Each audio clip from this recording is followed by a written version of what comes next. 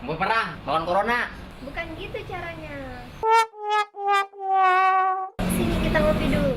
Assalamualaikum, saya mulakan Negeri Kesatuan Indonesia yang tercinta. Marilah negeri ini kita selamatkan. Kita berperang melawan corona.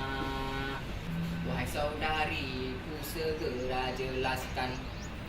Masuk berperang melawan corona.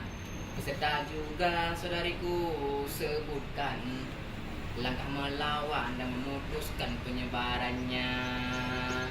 Waalaikumsalam saudara, aku jawabkan. Salam persatuan NKRI Negeri Pusaka.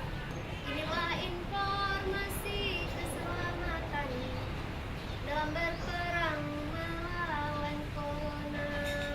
Adapun maksud berperang bukanlah darah yang tumpahkan, tapi perjuangan mengikuti protokolnya.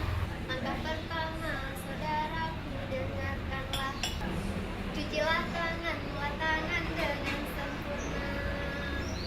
Hand sanitizer juga kita gunakan, dan disinfektan terpalang infeksinya. Masker berstandar kita gunakan, juga menjaga social distancingnya. Ayo kita putuskan rantai penyebaran, hindar kerumunan, tetap di rumah saja. Kalau begitu saudariku sudah paham. Kita himbaukan kepada semua warga. Ini new normal juga kita terapkan. Kita serukan semangat melawan corona.